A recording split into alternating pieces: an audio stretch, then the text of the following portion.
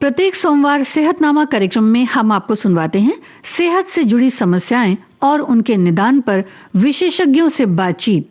बालों की सुंदरता और इसके लचीलेपन को लेकर हम बड़े सजग रहते हैं और हर तरह से इनकी सुंदरता के लिए प्रयास भी करते रहते हैं। फिर भी बालों को लेकर एक समय के बाद कुछ न कुछ समस्याएं देखने में आ ही जाती हैं। पिछले हफ्ते आज ही के दिन बालों की समस्या और देखभाल इस विषय को लेकर डॉक्टर रचिता धूरत से यूनुस खान की बातचीत हमने आपको सुनवाई थी। आज इसी बातचीत का दूसरा भाग आपको सुनवाते हैं।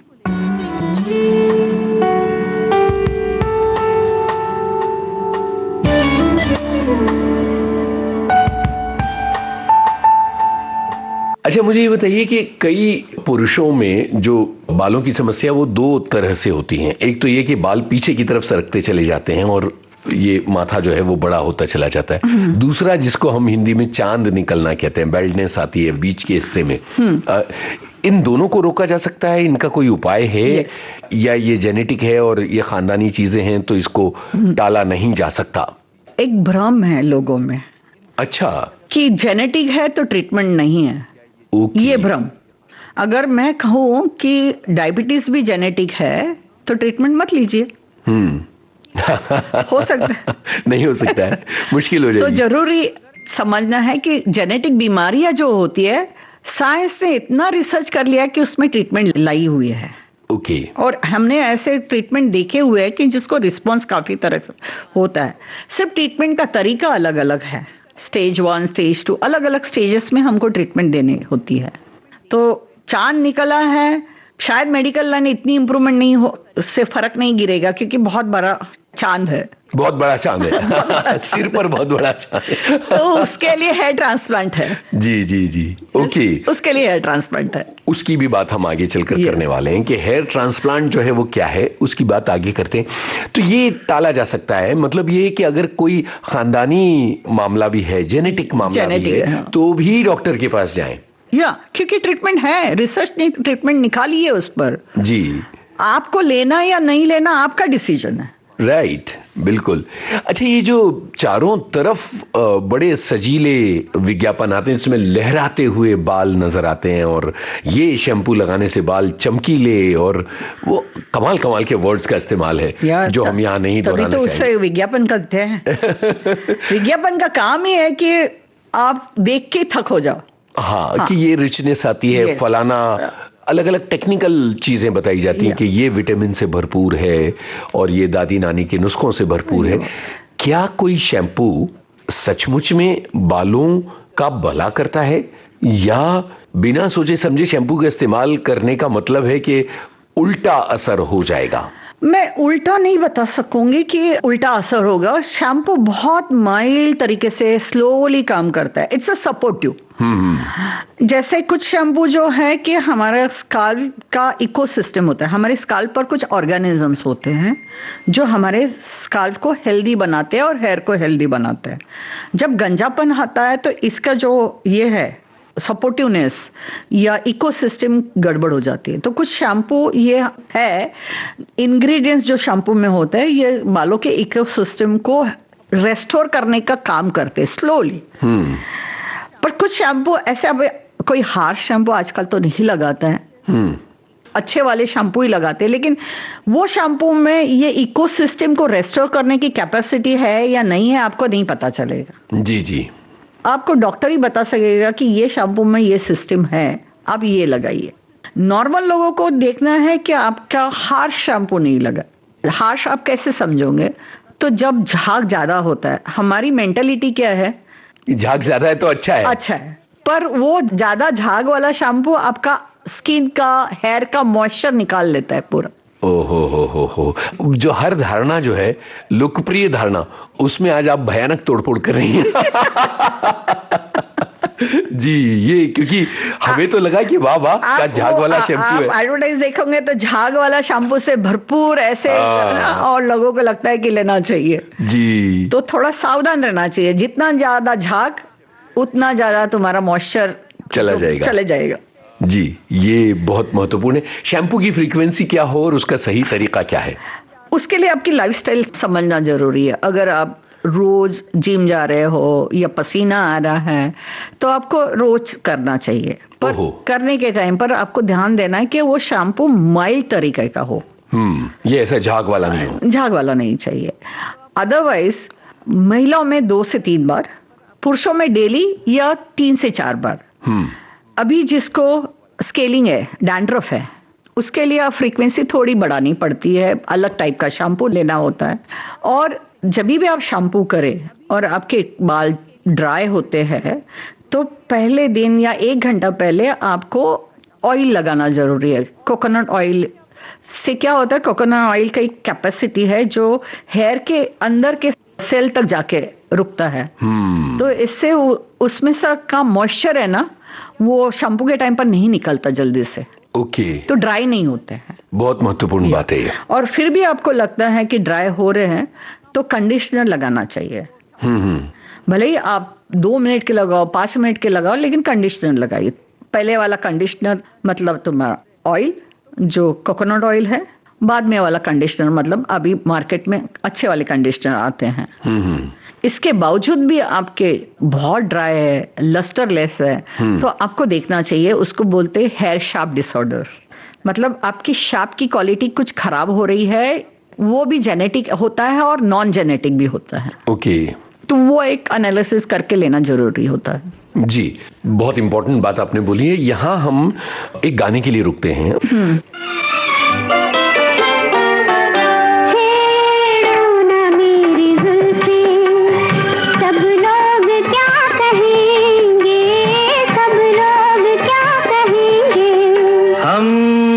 दीवाना तुमको काली घटा कहेंगे, काली घटा कहेंगे।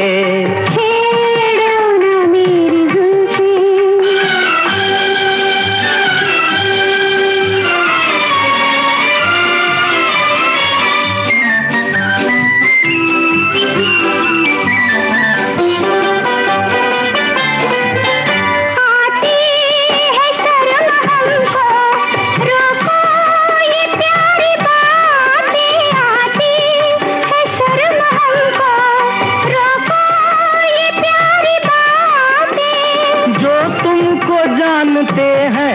जानते हैं तुम्हारी बातें। तुम कह लो शर्म इसको, हम तो अदा कहेंगे, हम तो अदा कहेंगे।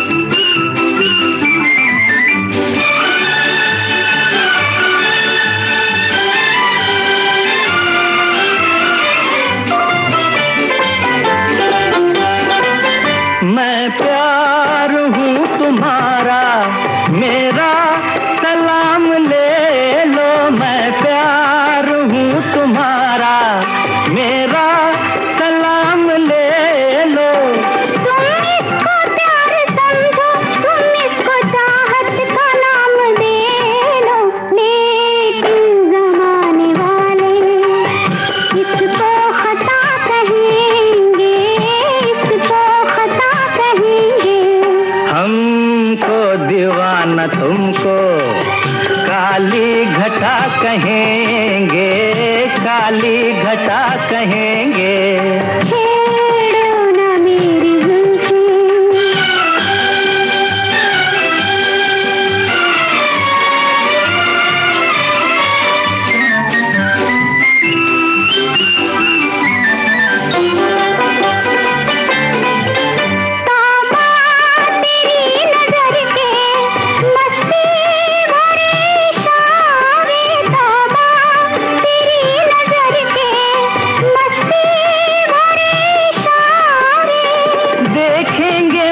तुमको तो मुस्कुरा के ये सब नजारे, उल्फत में 2 दिलों को बहका हुआ कहेंगे, बहका हुआ कहेंगे।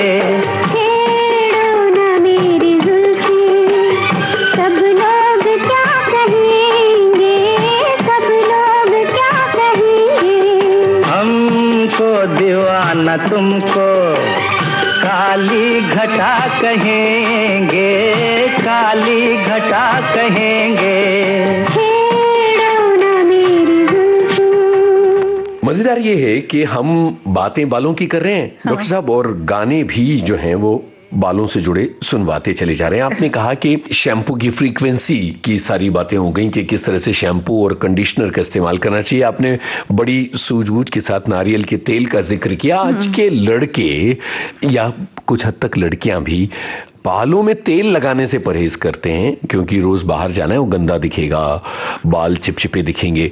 ये तेल लगाना कितना जरूरी है? तो मैं कहूंगी तेल लगा के बाहर नहीं जाइए, रात को तेल लगाइए। सुबह आपको शैम्पू करना है तो जो दिन शैम्पू करना है उसके पहले रात को तेल लगा लीजिए जी। तेल लगाने का और एक फायदा होता है, ये रिसर्च बोलती है, और ये जब मैं सोचती हूँ कि हमारे टाइम पर हम लोग तेल लगा के शैम्पू करते थे बचपन में। बिल्कुल। एक क्या बोलते हैं, एक माहौल रहता था, रूल था कि मम्मी आती थी, अच्छे से तेल चंपी करती थी और दूसरे दिन हम शैम्पू करते थे। रिसर्च ने बताया है कि कुछ तेल ऐसे हैं जिसकी इकोसिस्टम मेंटेन होती है, जो मैंने बोला है इकोसिस्टम, हाँ जी, वो तेल से मेंटेन रहती है। तो देखिए कि ये हमारी पुरानी परंपरा कितनी साइंटिफिक है। साइंटिफिक है, तभी साइंटिफिक नॉलेज नहीं था। तो अभी क्या हुआ कि पेरेंट्स वो टाइम के चले गए, अभी मॉडर्न पेरेंट्स आए हैं, तो उनको ये साइंटिफिक नॉलेज नहीं है जी। मैं तो कहती हूँ तेल लगाना जरूरी है, बहुत जरूरी है। इकोसिस्टम के हिसाब से, अगर आपको बालों के इकोसिस्टम मेंटेन करनी है। इस सिंपल एक एग्जांपल देते हो, आप बालों को मॉइस्चराइजर, हाथों को मॉइस्चराइजर लगाते हो, क्यों लगाते हो? रूखे हो जाते हैं।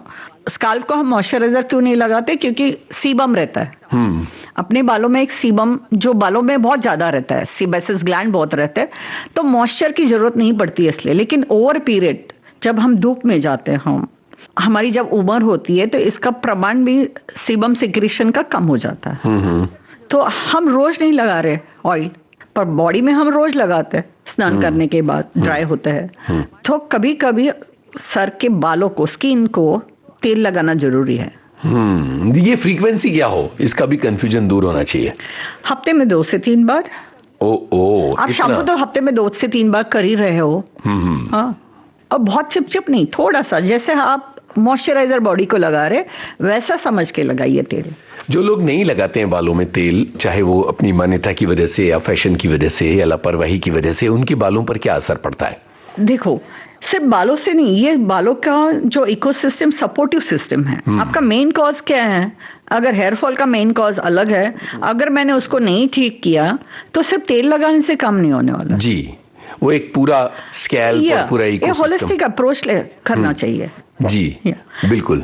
दूसरा मैं कह रही थी कि जो आपने देखेंगे ना, जो तेल लगाते हैं, रेगुलर तेल लगाते हैं, उनका शायद बाल झड़ने का प्रमाण जल्दी ठीक हो जाता है जी। ये बहुत इंपॉर्टेंट है, इसको फिर बोल दीजिए, बहुत सारे लोगों को समझ में आए। जो बालों में तेल लगाते हैं, बालों में मतलब स्किन पर, जब बालों में हम तेल लगाते हैं वो कंडीशनिंग करके होता है। सर के स्किन को तेल लगाते हैं, वो इकोसिस्टम इंप्रूव करने का काम करता है, उनके बाल सही सलामत रहने के चांसेस बढ़ जाते हैं जी। बहुत बढ़िया है। अब यहाँ पर एक गाना आएगा और वो सावन की घटा फिल्म का गाना है, जुल्फों को हटा दे चेहरे से, थोड़ा सा उजाला होने दे। सुनते हैं ये गाना। जुल्फों को हटा ले चेहरे से, थोड़ा सा उजाला होने दे, सूरज को जरा शर्मिंदा कर, मुँह रात का काला होने दे, जुल्फों को हटा ले चेहरे से।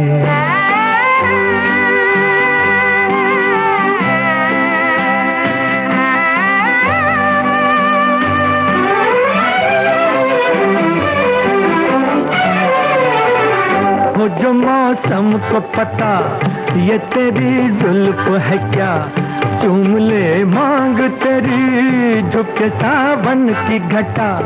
हो जो मौसम को पता ये तेरी जुल्फ है क्या, चूम ले मांग तेरी झुके सावन की घटा। जुल्फ लहराए लहरा के बादल बने,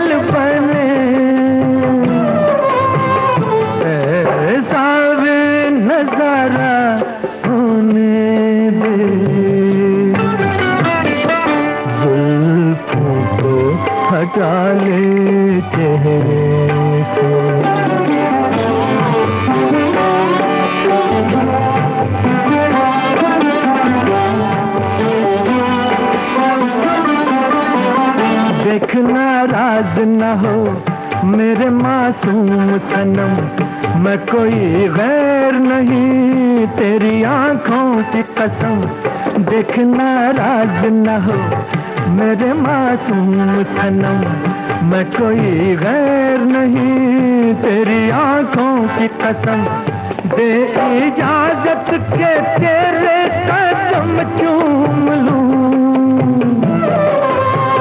साथ मैं भी तेरे दो घड़ी झूम लूं, हल्का सा इशारा होने दे, जुल्फों को हटा ले तेरे से, थोड़ा सा उजाला होने दे, सूरज को जरा शर्मिंदा कर, मुराद का ताला होने दे, जुल्फों को हटा ले तेरे से।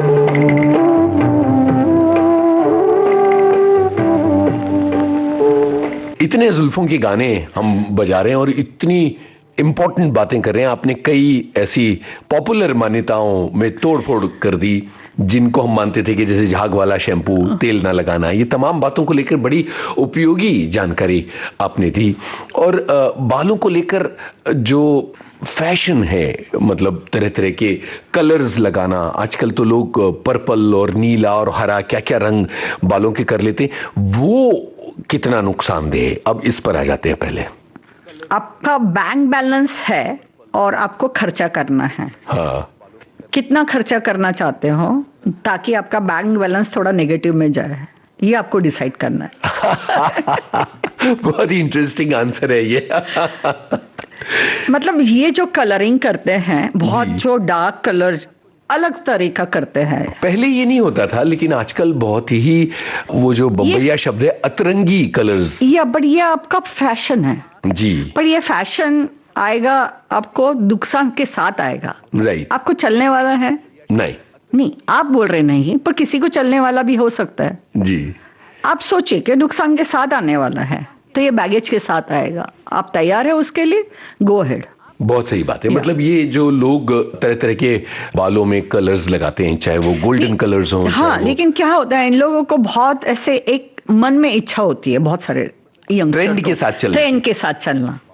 तो मैं ट्रेंड के साथ नहीं चलूंगी तो कैसा लगेगा, मैं करके देखती हूँ। ठीक है, एक बार करके देखो, 2 बार करके देखो, आप डिसाइड करो कि आपको डैमेज कितना हो रहा है, then you take a call कि आगे बढ़ना है या नहीं बढ़ना है। बिल्कुल बिल्कुल। हम ऐसे जनरलाइज में स्टेटमेंट नहीं कर सकते कि नहीं करो, लेकिन करना आपको है, देखना है कि कितना नुकसान हो रहा है नुकसान, आप वो नुकसान सहन करने को तैयार है, ठीक है, फिर आगे बढ़िए जी।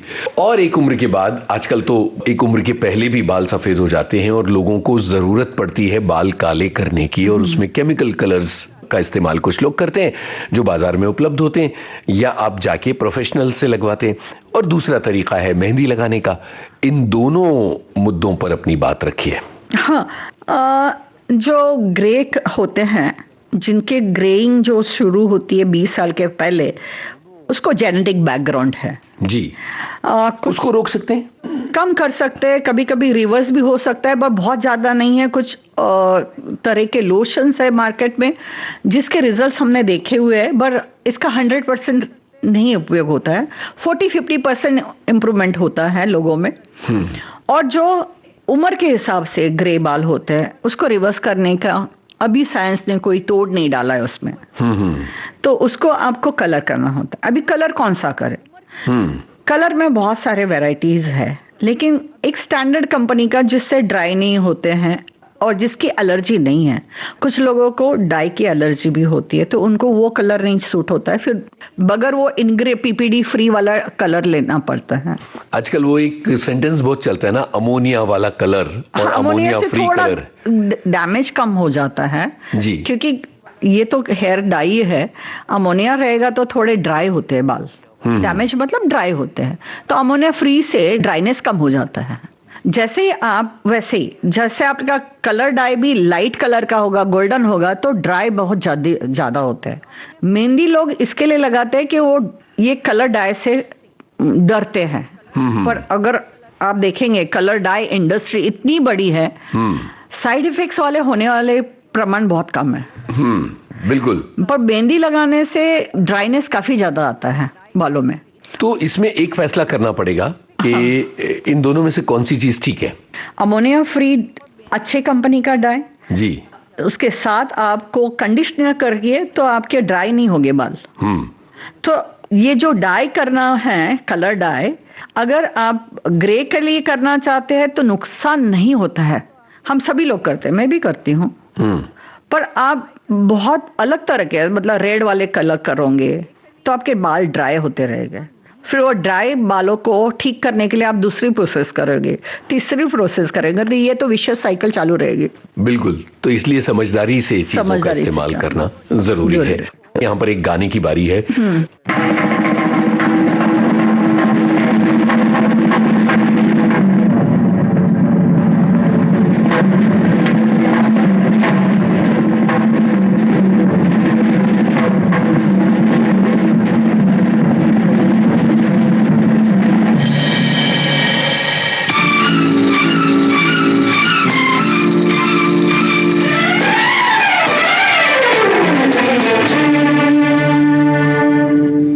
हसीना जुल्फों वाले जाने जहां ढूंढती है काफिर आंखें किसका निशान। ओ हसीना जुल्फों वाले जाने जहां ढूंढती है काफिर आंखें किसका निशान। महफिल महफिल ऐ शमा फिरती हो कहाँ, महफिल महफिल ऐ शमा फिरती हो कहाँ। वो अनजाना ढूंढती हूँ, वो दीवाना ढूंढती हूँ, जला कर जो छिप गया है वो परवाना ढूंढती हूँ।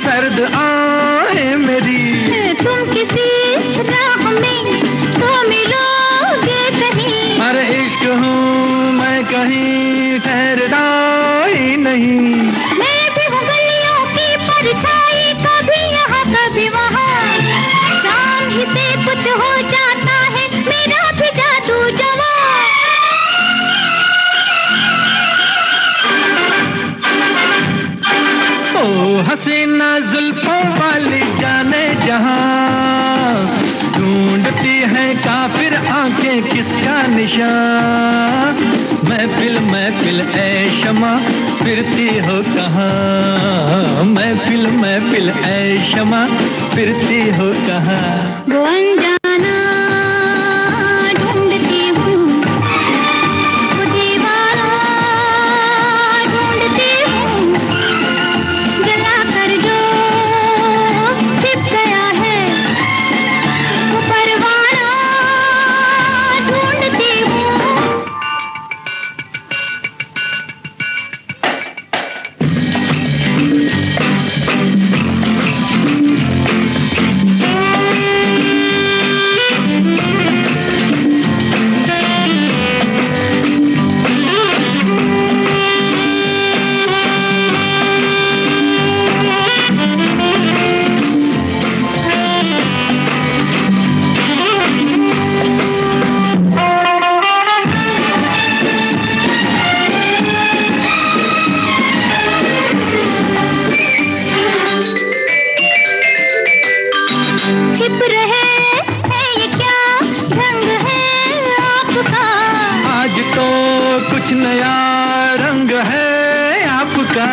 आज की रात में क्या से क्या हो गई, आपकी सादगी तो बला हो गई। मैं भी हूँ गलियों की परछाई, कभी यहाँ कभी वहाँ, शाम ही से कुछ हो जाता है मेरा भी जादू जवां।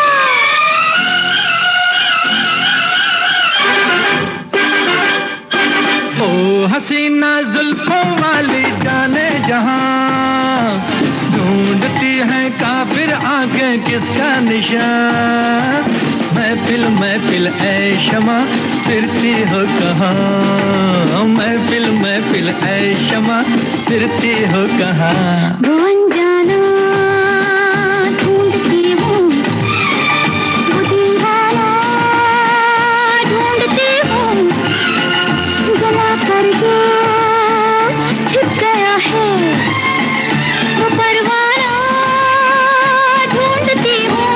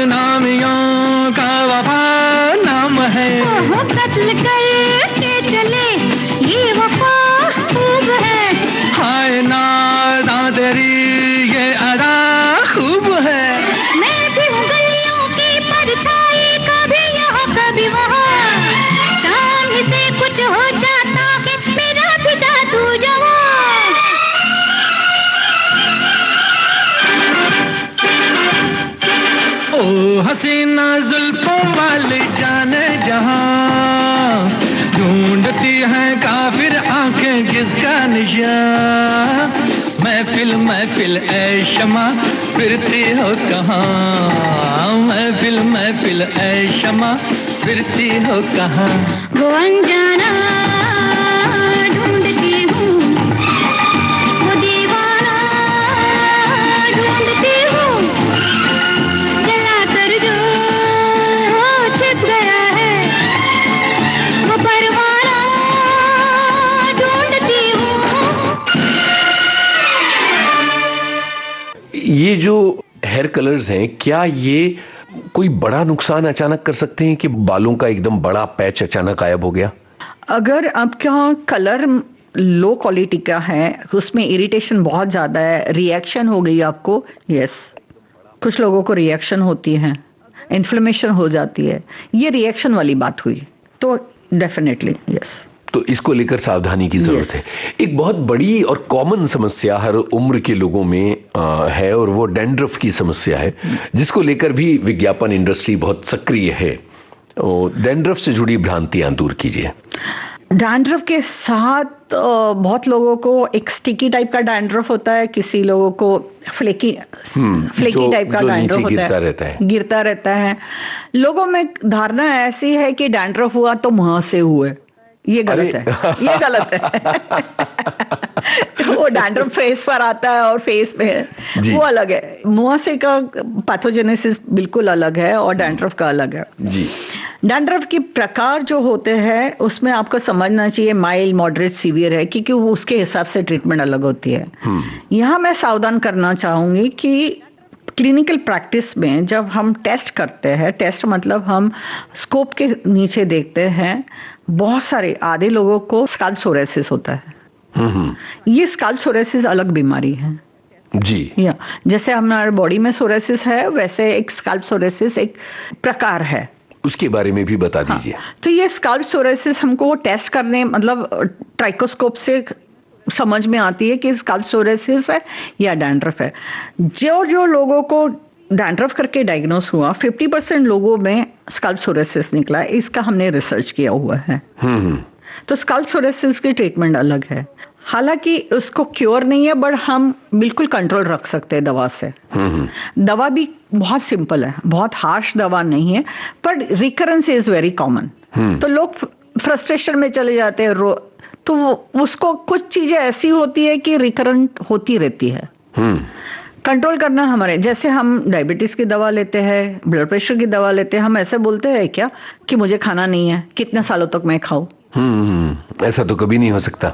ऐसा तो कभी नहीं हो सकता। तो कुछ चीजों को हम एक्सेप्ट करना सीखना चाहिए। जी।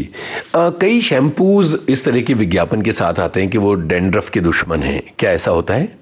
शैम्पू डैंड्रफ के दुश्मन है कि शैम्पू डैंड्रफ के लिए है? बताइए, ये शैम्पू डैंड्रफ हटाते हैं या नहीं हटाते हैं?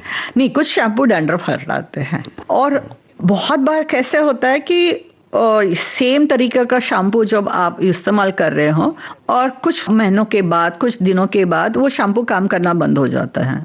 अच्छा, आपको लगता है कि अब ये काम नहीं कर रहा है, क्योंकि वो इंग्रेडिएंट को कभी कभी ये मैलेजिया फरफर करके एक फंगा होता है, वो काम नहीं करते, तो दूसरा इंग्रेडिएंट हुआ शैम्पू आप ले सकते हो। पर भी आपके नहीं जा रहे, तो आपको देखना है कि आपका स्कैल्प सोरियासिस नहीं है ना। आपको नहीं पता चलेगा। दोनों स्कैल्प सोरियासिस और डैंड्रफ बहुत दिखने में सेम दिखते हैं।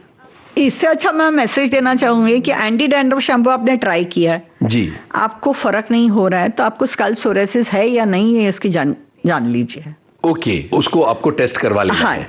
जी, ये एक थंब रूल हो गया। थंब रूल मतलब लोग ऐसे ही बहुत सालों तक एंटी डैंड्रफ शैम्पू यूज करते हैं, एक छोड़ा दूसरा, तीसरा, चौथा, पांचवा, और बहुत परेशान हो जाते हैं। हाँ।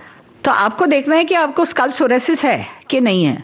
बिल्कुल बिल्कुल, ये मैसेज जाना चाहिए। ये बहुत इंपॉर्टेंट बात है। और अब मुझे लगता है एक गाना करते हैं और उसके बाद हम हेयर ट्रांसप्लांट की बात करेंगे, जो एक बहुत बड़ा मुद्दा है। बहुत बड़ा मुद्दा। यहाँ पिया का घर फिल्म का गाना आ रहा है, ये जुल्फ कैसी है, जंजीर जैसी है ना?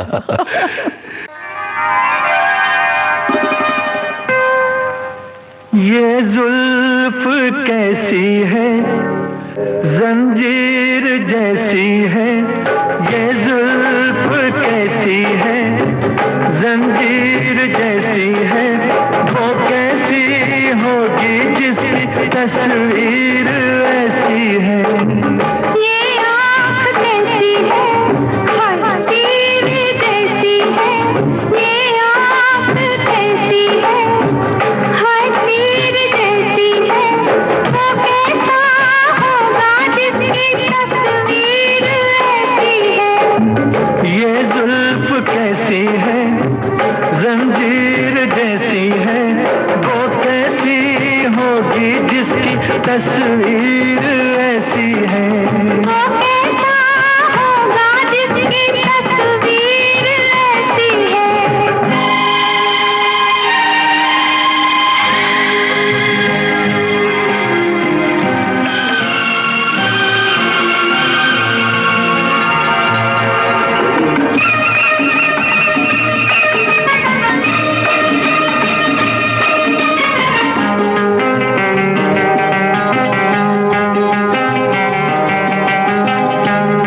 तुम तो मुझे पसंद हो, क्या मैं तुम्हें पसंद हूँ? क्या तुम रजामंद हो? मैं तो रजामंद हूँ। बोलो चुप क्यों हो? मैं तुमसे क्या बोलूं, तकदीर कैसी है। मैं तुमसे क्या बोलूं, तकदीर कैसी है। वो कैसा होगा जिसकी तस्वीर ऐसी है। ये जुल्फ कैसी है, जंजीर जैसी है, वो कैसी होगी जिसकी तस्वीर ऐसी है।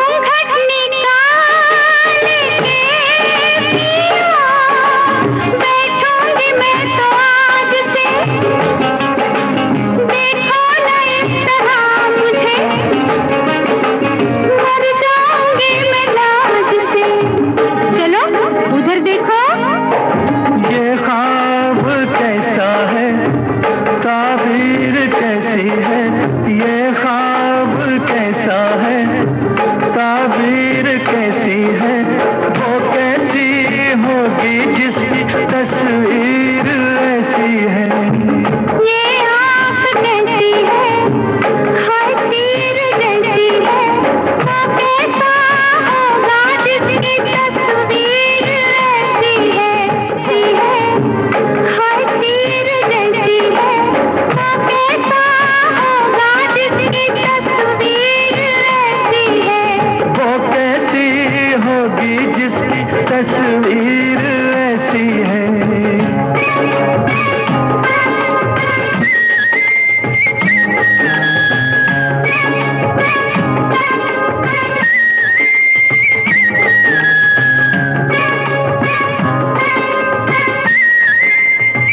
डॉक्टर, हमने ये इतनी सारी बातें की तो लोगों को ये समझ में आ गया कि क्या तरीका है बालों की देखभाल का, लेकिन कई बार ये होता है कि बाल तो चले ही गए और एक और बहुत ज्यादा चलन चारों तरफ है कि कोई एक व्यक्ति अपना ट्रांसप्लांट करवा के आता है और एकदम उसका रूप बदल जाता है और सब लोग उससे पूछने लगते हैं कि ये क्या किया, तो पता चला कि उसने ट्रांसप्लांट करवाए और बाल मतलब लुक जो है वो पुराना वाला आ गया।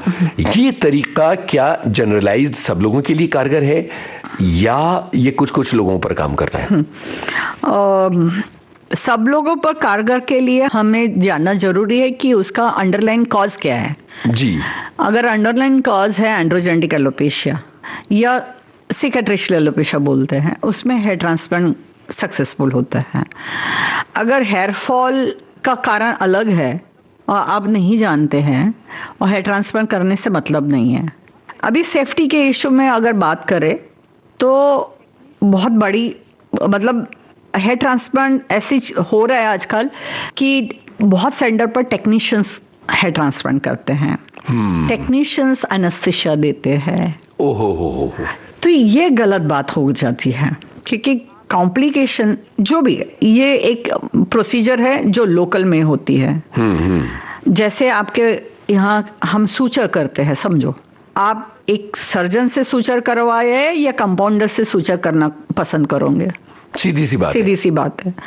लोकल एनेस्थीसिया देते हो, डॉक्टर को सब मालूम है कि कुछ कॉम्प्लिकेशन हुआ, रिएक्शन हुआ, कैसे मैनेज करना है, कितने अमाउंट में लोकल एनेस्थीसिया देना जरूरी है, अंडरलाइन पेशेंट का हिस्ट्री क्या है, पेशेंट स्मोकर है या कोई कन्वर्शन की मेडिसिन ले रहा है, कुछ प्रॉब्लम है, ये सब कौन कर सकता है? डॉक्टर ही कर सकता है। यस। सो अगर इसमें उदाहरण मैं देना चाहूंगी तो अगर मैंने आपको एक चक्कू दिया जो आप मूर्तिकार है और एक चक्कू मैंने छोटे बच्चे को दिया, चक्कू ही है पर छोटा बच्चे के हाथ में बहुत डेंजरस है और आप मूर्तिकार हैं, आप एक अच्छी मूर्ति बना सकते हैं, तो आपके हाथ में बहुत सेफ है। यस। तो आपका सर आपके किसके हाथ में दे रहे हैं वो जानना जरूरी है। बहुत ही इंपॉर्टेंट है। यस, बिल्कुल। ये हेयर ट्रांसप्लांट की प्रोसेस क्या है और ये कितना महंगा है? ये थोड़ा सा एक्सपेंसिव है जी, क्योंकि ये वन टाइम एक ही दिन में होता है हेयर ट्रांसप्लांट।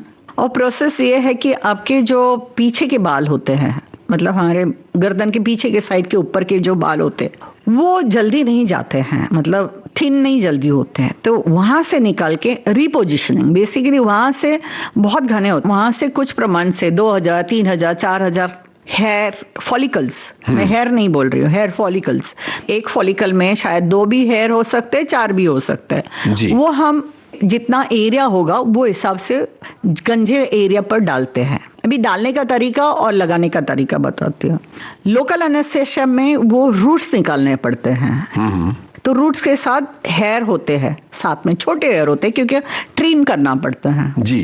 तो रूट्स को हम जैसे हम झाड़ की सैंपलिंग करते हैं वैसे रूट्स को निकाल के हम गंजेपन को जगह पर एक निक देते हैं, स्लिट देते छोटी सी, और उसमें हम डिपॉजिट करते हैं ताकि बॉडी उसको रूट्स को लिए और हेयर उसमें से बाहर निकले। बट हेयर निकलने का टाइम रहता है 6 से 9 महीना जी।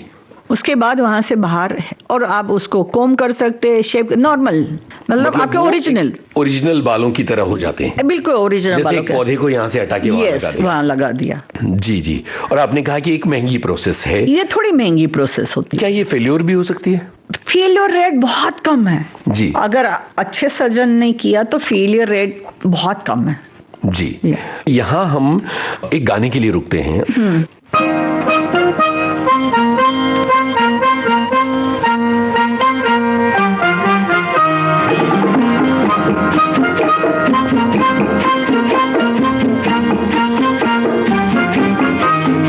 चेहरे पे गिरी जुल्फें कह दो तो हटा दूं मैं, गुस्ताखी माँ,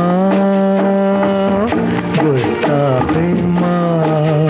एक फूल तेरे जूड़े में कह दो तो लगा दूं मैं, गुस्ताखी माँ,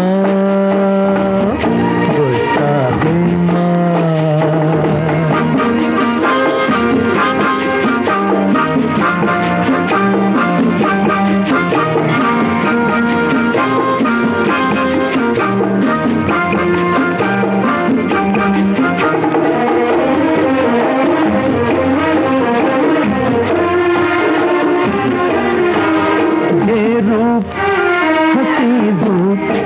बहुत खूब है लेकिन उल्फत के बिना फीका चेहरा तेरा रंगीन।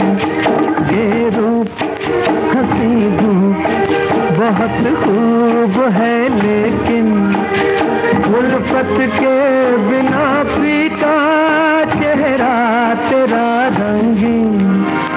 एक दीप मोहब्बत का कह दो तो जला दूं मैं, गुस्ताखी माँ, गुस्ताखी माँ। चेहरे पे गिरी जुल्फें कह दो तो हटा दूं मैं, गुस्ताखी माँ, गुस्ताखी माँ।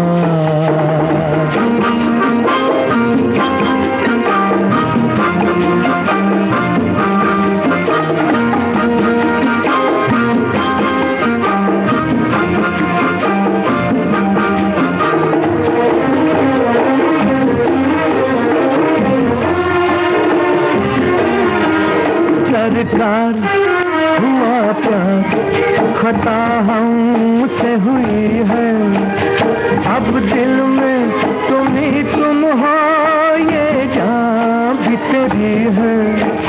सरकार हुआ प्यार खता हमसे हुई है, अब दिल में तुम ही तुम हो ये जान भी तेरी है। अब चीर के इस दिल को कह दो तो दिखा दूं मैं, गुस्ताखी माँ, गुस्ताखी माँ। चेहरे पे गिरी जुल्फें कह दो तो हटा दूं मैं, गुस्ताखी माँ, गुस्ताखी माँ। डॉक्टर, इतनी सारी बातें हमने की, इसमें ना महिलाओं की बातें हमने की, पुरुषों की बातें की, अलग अलग उम्र के लोगों की बातें की, बातें टीनेज से शुरू हुई। बच्चों में बालों की जो समस्याएं इन दिनों में आप देख रहे हैं वो क्या हैं और क्या उनके निदान और सावधानियां हैं? आप अभी सही पकड़े हो। बच्चों में बहुत कॉमन हो रहे हैं बालों की समस्या। उनके रीजन अलग है, जो बड़ों में है वो रीजन नहीं है बच्चों में। फंगल इन्फेक्शन है बच्चों में, बच्चों में एलोपेशिया एरिएटा कॉमन हो रहा है। ये दो चीजें बहुत सारे हमने कॉमन देखे, और जनरली पैंडेमिक के बाद एलोपेशिया एरिएटा बहुत कॉमन हो गया बच्चों में, जो अभी बड़ों में कम दिखाई देता है लेकिन बच्चों में ज्यादा दिखाई देता है।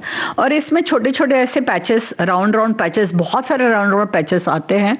बच्चे स्कूल में जाना टालते हैं क्योंकि उनके स्कूल मेट्स उनको चिढ़ाते हैं।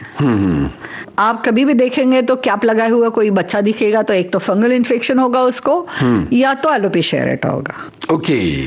फंगल इन्फेक्शन के लिए कैप जो पहनते हैं, कोई कैप पहनता है, वो कैप शेयर नहीं करना चाहिए, उनकी कोम शेयर नहीं करना चाहिए, और तुरंत ट्रीटमेंट इसके लिए जरूरी है कि कुछ फंगल इन्फेक्शन जो स्काल्प में होते हैं उससे परमानेंट हेयर डैमेज हो जाते हैं। परमानेंट मतलब वहां कभी बाल नहीं आएंगे। अरे बाप रे। हाँ, तो उसके लिए वो कैरी ऑन कहा जाता है, तो उसके लिए ट्रीटमेंट जरूरी है। और इसकी ट्रीटमेंट ऐसे नहीं कि 1 दिन 10 दिन, इसकी ट्रीटमेंट कभी कभी 4 हफ्ते से 6 हफ्ते तक भी चल सकती है। फंगल इन्फेक्शन जो होता है बालों के नीचे के हिस्से तक जाके बैठता है, तो उसको निकालने के लिए टाइम लगता है, और ये 6 हफ्तों तक मेडिसिन लेनी होती है। तो उनके टॉवेल्स अलग, कोम अलग, सोप अलग। अच्छा, इतना सब करना पड़ता है। इतना सब करना पड़ता है जी। एलोपेशिया एरेटा, अभी एलोपेशिया एरियाटा की जो बात करते हैं, सब लोग घर का सुनते हैं, इन्फ्लुएंसर का सुनते हैं, कुछ अलग अलग चीजें यूज करते हैं जो नॉन स्पेसिफिक है। इसमें टाइम बहुत निकल जाता है, कभी कभी बहुत साल भी निकल जाते हैं, और जब तक हमारे पास आते हैं उनके 5-6 साल हो जाते हैं। ये 5-6 साल इम्पोर्टेंट क्यों है? क्योंकि ये टाइम पर जो स्टेम सेल्स होते हैं उनकी जो रीग्रोथ की पोटेंशियल है वो कम होती जाती है। जी। जितना आपने टाइम गंवाया उतना आपका हेयर ग्रोथ की चांसेस कम होती जाती है। तो इस पर रिसर्च अभी लेटेस्ट जो डेवलप्ड हुए हैं उसमें बहुत सारे ऐसे रिसर्च हुए हैं जो बालों की ये जो एलोपेशिया एरेटा पर इफेक्टिव रीग्रोथ 100% पॉसिबल होने के चांसेस है। ओके, तो एक उम्मीद बंधी है। यस, बट ट्रीटमेंट टाइम पर लेना, it's a time bound disease मैं कहूंगी। हमारी पूरी बातचीत में ये बात बार बार आती है कि समय पर सावधान होकर इलाज की तरफ बढ़ना है। यहाँ हम एक गाने के लिए रुकते हैं।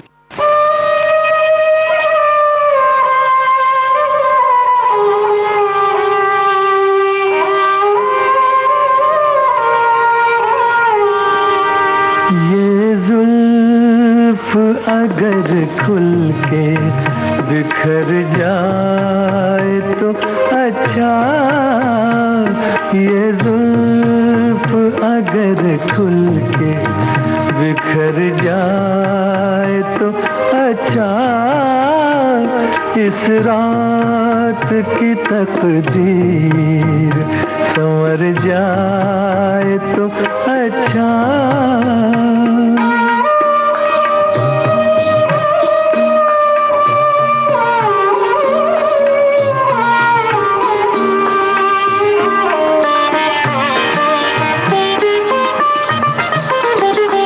जिस तरह से थोड़ी सी तेरे साथ कटी है, जिस तरह से थोड़ी सी तेरे साथ कटी है, बाकी भी उसी तरह गुजर जाए तो अच्छा, बाकी भी उसी तरह गुजर जाए तो अच्छा।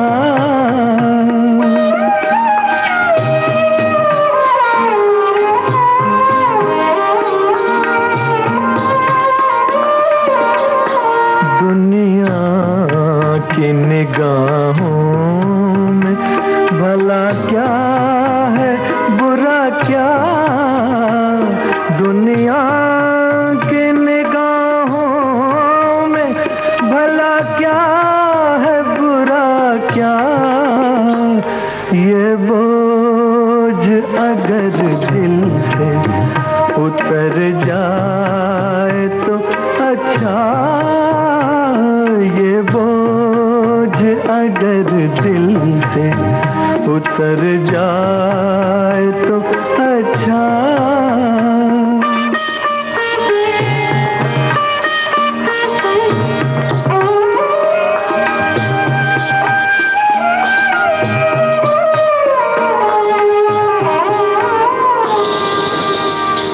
वैसे तो तुम्ही ने मुझे बर्बाद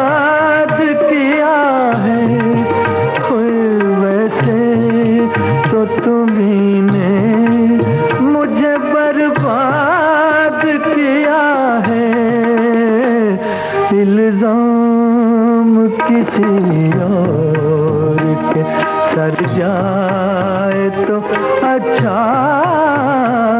ये जुल्फ अगर खुल के बिखर जाए तो अच्छा, बिखर जाए तो अच्छा, बिखर जाए तो अच्छा।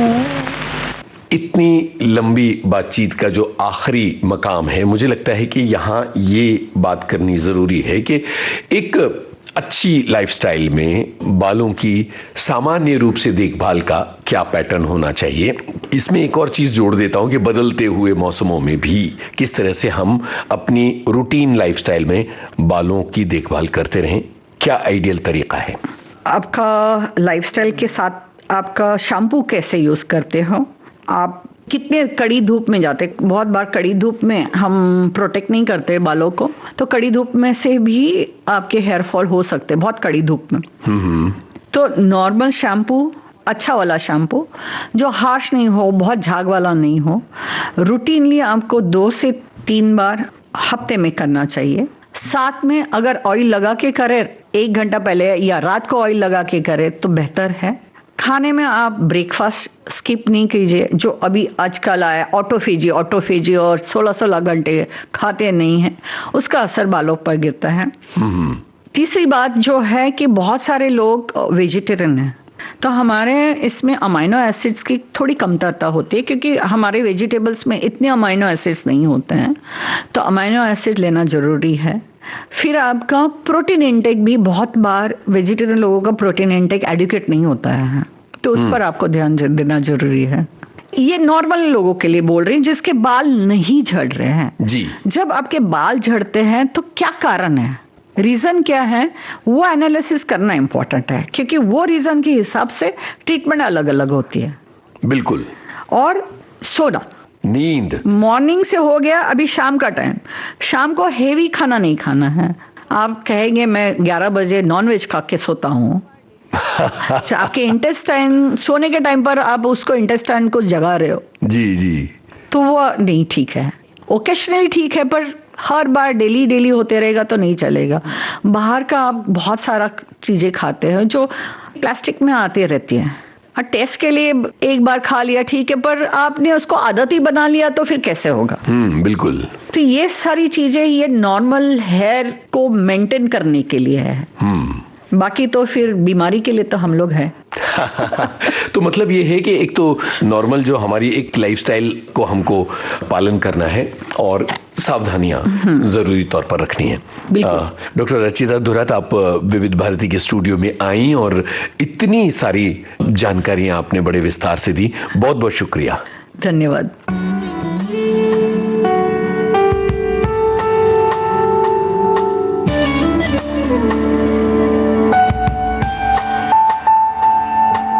श्रोताओं, हसीन जुल्फों पर, खूबसूरत बालों पर न जाने कितने ही गीतकारों ने गीत भी लिखे हैं। जब हम सजते संवरते हैं तो अपनी हेयर स्टाइल को खास तरह से संवारते हैं।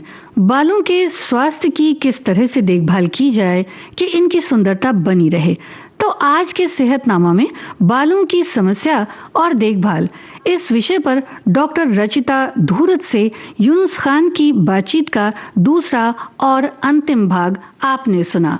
अगले सोमवार आज ही के दिन एक नए विषय को लेकर फिर हाजिर होंगे। हमारे विविध भारती के स्टूडियो में आपके स्वास्थ्य को लेकर फिर होंगे एक नए विशेषज्ञ। तो सुनते रहिए सेहतनामा। कार्यक्रम का संपादन किया मनीषा सिंह ने, प्रस्तुतकर्ता तेजश्री कांबले।